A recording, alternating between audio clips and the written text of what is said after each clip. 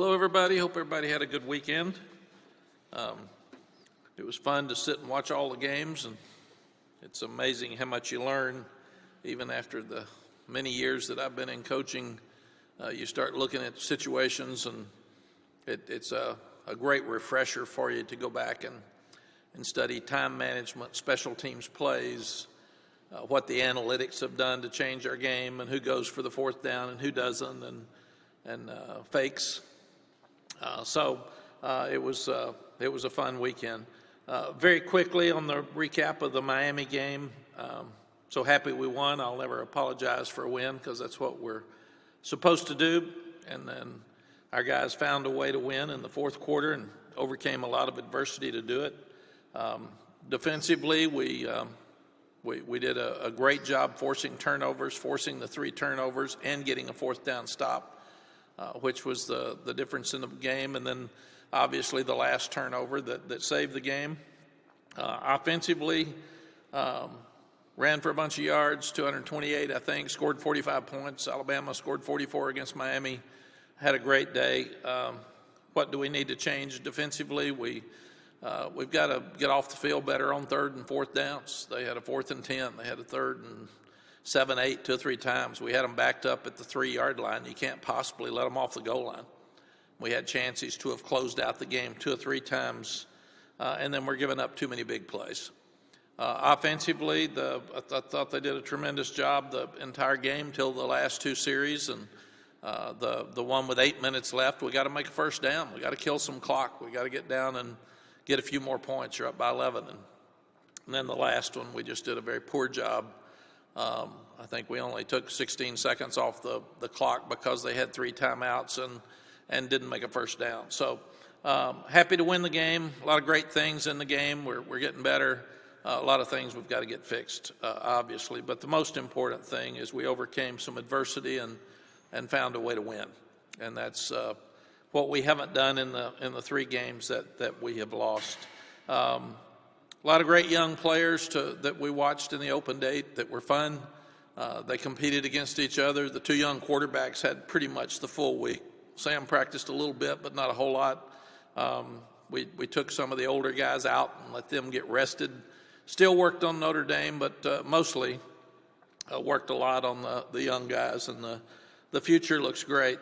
It was also fun for the guys to get to go out and watch high school games again. It's so hard to evaluate people when you don't even get to meet them. And so now we get to go back out and talk to high school coaches. We get to see high school games and gives us a lot better chance to get ahead for the 23 class because we'll know a lot more about those guys than we did even the 21s and 22s because of all the COVID setbacks over the last couple of games. When we start looking at the next 5 weeks of our season, we said we have a 6-week season left. When we started Miami, we beat them, so we're 1-0.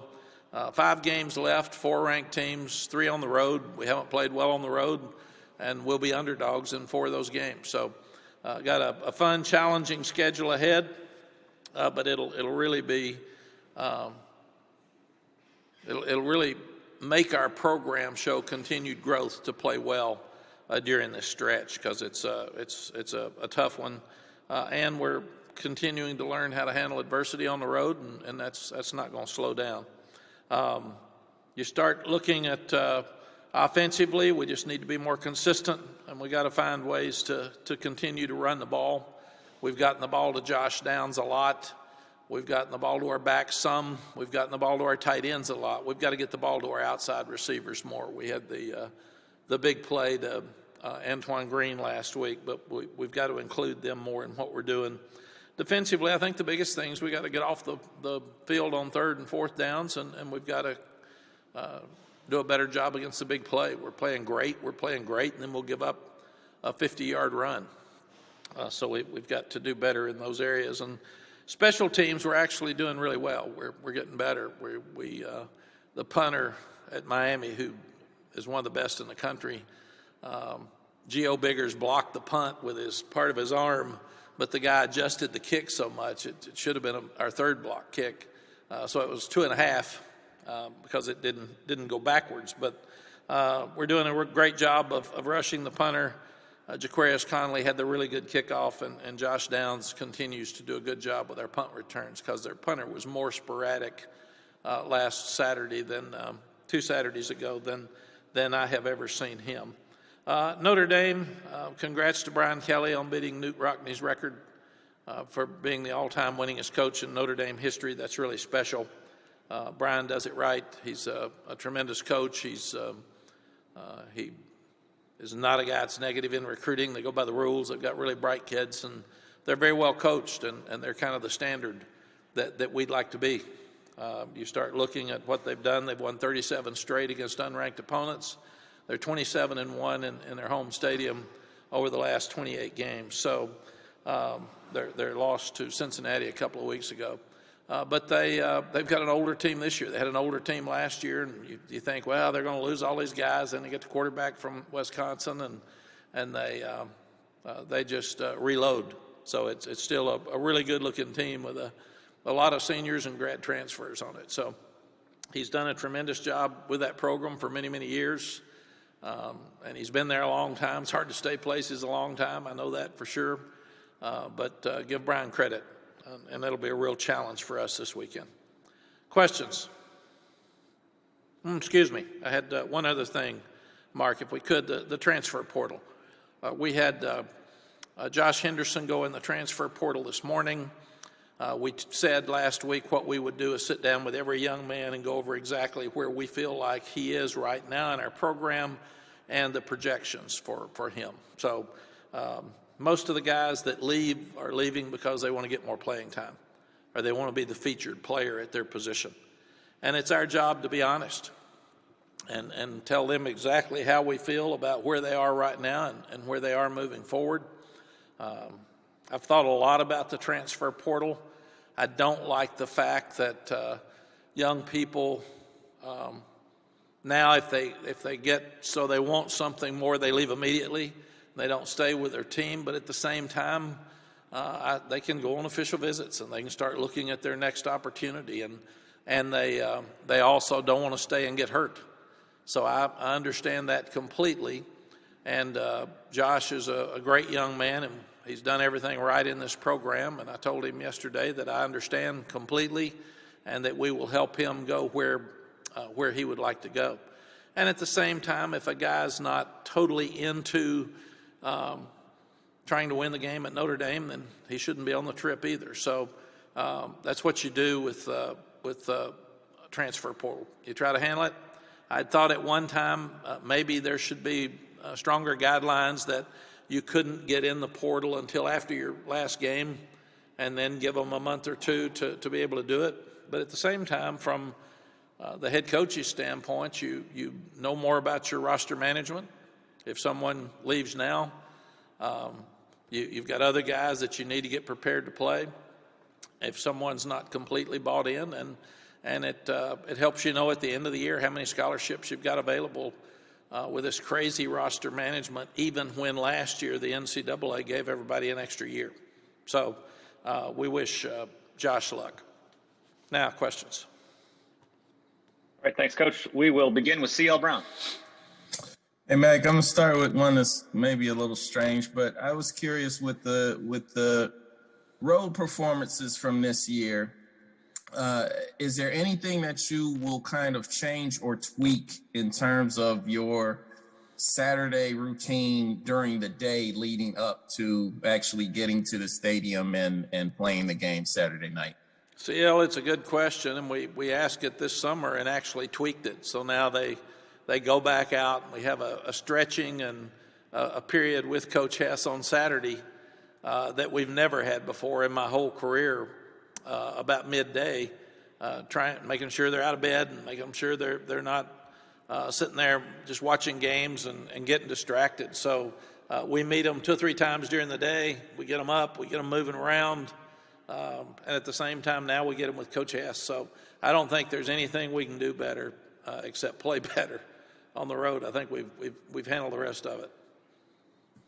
And have you talked with the team? How much a win at Notre Dame? I mean, you just gave the stats, of how they play at home and against unranked teams. How how much a win at Notre Dame would kind of change the narrative of this season? I've talked to them, CL, about the last 5 games, and I've said you could still win the last 5, or you could lose 4 of those 5 pretty easily. We'll be a heavy favorite over Wofford, but the other 4 we will be an underdog. So you could walk out of here, win 9 games, and make people who are disappointed in you really happy, and come out of this thing really, really well, or you could lose them all. So that's who you are, and what we've got to do is keep building as a program, because obviously our goals have changed. We're trying to get the seniors to finish right, get them in a bowl game, and we've got to win 2 of these games to even get to a bowl. So I think our guys are fully aware that they saw Pittsburgh and Clemson on Saturday. They know NC State's playing well. Wake's got the best team in their school history. They're undefeated. I saw for the first time 7-0 since 1944. So we've got our hands full here to finish. But I think it's great for us. It's going to show us where we are and the things that it's going to get all of us more realistic about where we are in our program than when we were in preseason. And at the same time, it'll show us the things that we need to get accomplished in spring practice. One thing Notre Dame did, CL, last year is the second half. They were the only team that a little bit in the fourth quarter with A&M, but those 2 were the 2 that absolutely beat us down and physically beat us down, and had a big run in the fourth quarter, but our defense hung in there. But offensively against Notre Dame, we did not play well the second half at all. And that was with one of the best offenses I've ever been around, and they absolutely physically just beat us. So, I mean, it is what it is. It's, as our kids say, it's facts. And that was the only time last year that I thought we had no chance to win the game with our offense the second half. Okay, let's go to Dina King. Hey, Coach, entering the season, recruiting-wise, you said the class was going to be small. Currently, you got 15 guys committed. With the transfer portal guys hitting that, will that increase your total that you're gonna get this year? Dana, we think so. We look at it every day, and we are not going to take a player that we really didn't want and just take him because we've got one available. Because we'll look at the transfer portal more openly this spring, this January, than we have in the past. And you want to see what's available at 2 or 3 positions there that we might could upgrade. But I'm telling you now, roster management has never been like this. It's we could have a guy, while I'm standing here talking to you, decide he's going in the portal this afternoon, and that changes the numbers again. So, and I've told our coaches, you can't worry about the transfer portal. It is what it is. And if somebody leaves, that means they didn't want to be here, and that's better for your program. So don't worry about it. It's nearly like free agency. We've got to figure out what happens to your numbers. But if you had 2 or 3 leave at one position, Dana, then obviously you'd have to go to the transfer portal because you wouldn't be able to get the freshmen in time to fill that slot. Thank you. Thank you. Let's go to Ross Martin. Hey, Coach Brown, I wanted to have a follow-up on the transfer situation. What does that conversation look like with the player and you? And I'm assuming a coordinator or a position coach. Can you tell us a little more about that conversation? You talked about Josh Henderson, but can you speak on the other 2 transfers, Chaffee Brown and Clyde Pinder, 2 players who mentioned a lot in the preseason had a chance to help you all this year? Yeah, all 3 were helping us. And I'm not going to go into what all 3 did and what they liked and what they didn't like. But those conversations are very personal, Ross. I never meet with anyone by myself. I always have someone else in the room, and I learned that a long time ago. So the conversation is very clear that 3 people heard it, and not just one, because sometimes young people hear things that they think you said when you didn't say them. So I want to make that very, very clear, and I do it with everybody, just to make sure that we're on record, because I've had a few come back and say, here's what you said, and I said, it's not what I said. And we'll go back. Sometimes it's 5 people, sometimes it's 4, but it's not going to be the 2 of us. And the biggest thing is, Ross, most guys that go in the transfer portal, in our experience, has been because they either weren't getting the ball enough, they weren't starting, or they weren't getting enough snaps. And all three of those players have been quality players for us, but all three wanted something different than they were getting here, and that's fair. That's what I said. If an assistant coach came in today and said, I want to quit, that's his choice. In America, we have free choices. If any of you want to quit today, your boss might say, well, why are you quitting, Ross? And you might say, I just want to. I've got better opportunity somewhere else. Well, the timing's bad. Doesn't matter. That's what I want to do. So it is what it is. But the conversations have all been great. The kids have been great. Every young person that's left this program, I think, has been placed somewhere, and that's sure not the case with the transfer portal. And we work really, really hard with those young people, and I told Josh the same yesterday. Anything that we can do to help you, make sure that you ask us. And at the same time, Ross, we've said, if anybody ever says that someone in this program said something negative about you, it's not true, because you've done everything right, and we're going to help you in any way we can. Okay, Aaron Beard, go ahead. Hey, Mack, when you're coming out of an open week, what is more important to you, schematic changes and tweaks when you're maybe not playing as well as you want, or a mental reset for the players, sort of a fresh start, but sticking with what you've been doing? I think, Aaron, it's really both. When you start looking at open dates, you have to be careful. I used to call it an off week, and the players said it's not off. So they were right. So I got that. So we called it a bye, or we call it open. We don't call it off.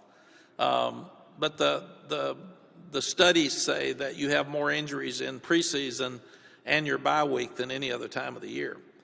So you have to be really, really smart during your bye week. And I think it's because probably people hit more during that week because you've got more time before you play again. They're looking at a lot of the young guys, and they're trying to be really physical. And probably some of the players aren't as focused because they don't have a game that weekend, and some are tired.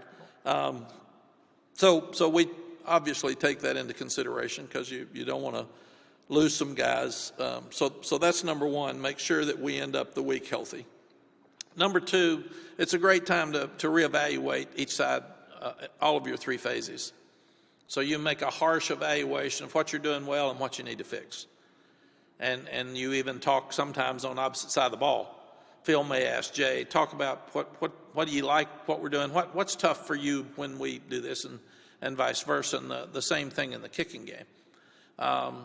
And then the third part is reevaluating some of your younger ones and try to see now with roster management again, if you've got 4 games that they can play in, and that counts a bowl game.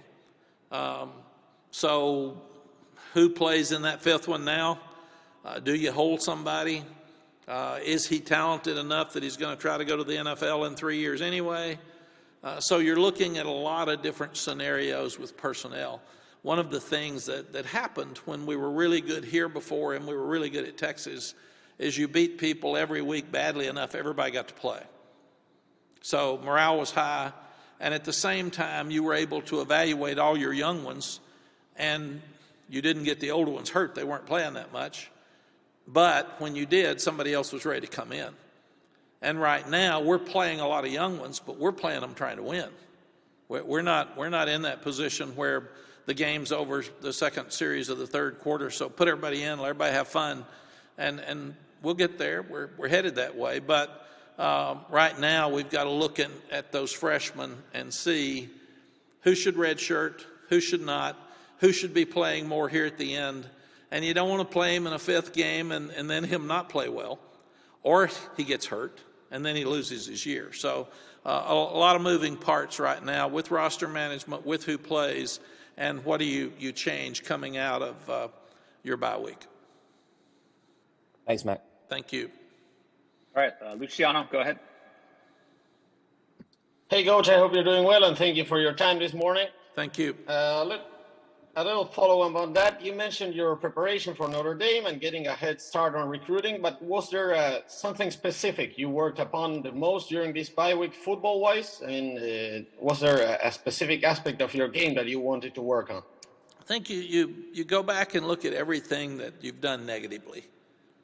We looked at every third down and long that we didn't stop. We looked at the fourth down and longs that we didn't stop. We looked at why the quarterbacks are scrambling and getting out. Why don't we have contain? We looked at our games up front and our blitzes. Why aren't we getting there? Because you either got to get there or you got to contain, one of the two. And in the cases that we were unsuccessful, we didn't do either. Offensively, we're looking at sacks. We've had too many since we've been here. So why? And when do we have them? And is it holding the ball too long? Is it somebody missing an assignment up front? Why do we have mistakes? Why do we have long plays? So every negative thing that we've done in the first 7 games of the season, we pulled out and talked about individually, each one of them, why, and what are we going to do to change that and be a better football team the last 6 games. Last 5 games, excuse me. Andrew Jones, go ahead. Hey, Coach, going back to what you were talking about with the young guys and determining which ones you want to get on the field and the other ones you kind of worry about the 4-game maximum. Are you challenged pretty significantly with a few guys that you might want to get them on right now, but there's a concern about that 4-game maximum? No, but there's guys, Andrew, like Caleb Hood. He's been hurt, and he's played in 4. So at this point, with DJ and Ty playing well, when does he get 100%? And at that point, do you put him in, and can he help on special teams in other areas, or do you look at holding him? And right now, the thought would be you would play him because we're still got 5 games left, and hopefully a 6th. But that would be part of it. And then I'm hoping the coaches propose that the bowl game not count as one of your 4 games for red shirts because of opt-outs, because more guys opted out last year, and especially for us than other places. So why wouldn't we allow, if you have opt-outs, freshmen to play in the bowl game and not take up their full year if they've only played in 4 games previous to going into that? So there's a lot of things you look at now. Guys like Ra and Power have played. They've been on all the special teams. Guys like Bryson Nesbitt have played. He's been out there a bunch. So there's certain guys that are there, but every week we have a chart of how many games each player has played in. And now, Andrew, we're just looking more closely at, should we hold him? Should we turn him loose and play? Because the danger is if a young freshman has played in 4 and you play him in a 5th and he gets hurt and can't play the rest of the year, he loses that year. So you've just got to try to make a very smart decision with each one. It was about this time a year ago when a few freshmen kind of surged forward and took on bigger roles.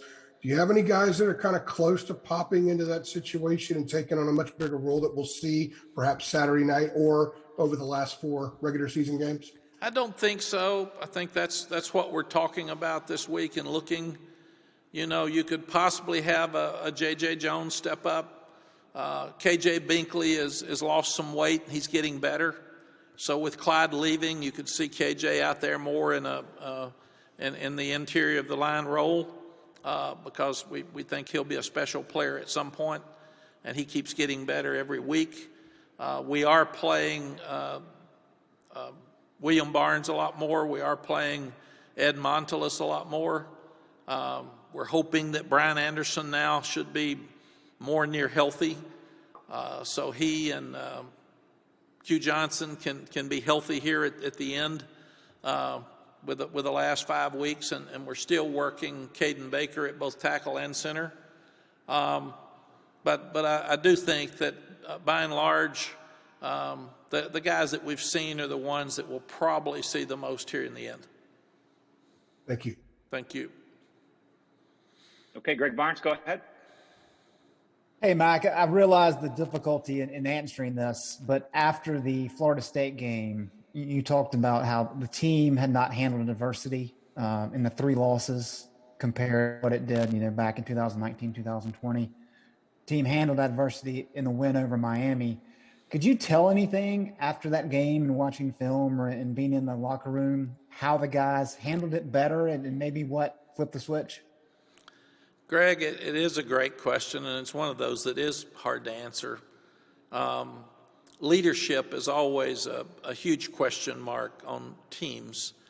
And in the pros, a lot of times that stays the same because it's the same players. In college, the dynamic of your team changes every year. We lost a tremendous leader in Michael Carter. I mean, he was just special. He was high energy every day. He wasn't going to let the guys have a bad practice. And hopefully now we're starting to see some guys help out the Sams and the Jeremiah Gimmels because we haven't had as many guys step up as we would like. But we talked about it so much, and we showed them situations in the Florida State game where after the 60-yard run, we had bad body language. We got our head down. The offense didn't come back and answer when their quarterback made the huge run. And then it seems like the air goes out of us, and that's against everything we're teaching. It's against everything that has to be good in a college football program to be successful. And it's a part of life that you need to handle when you get out because you're going to have some bad days, and you better pick it up on those bad days. So we'll be tested here a lot the last 5 games, and I'm excited about this. This is we've got a really tough schedule in hard places to play, and it's time for us to grow up. So we'll see what we get out of the next 5 weeks. Thank you. Thank you. Well, Coach, that was our last one for today. We appreciate your time this morning. Thank you all. We'll see you Wednesday.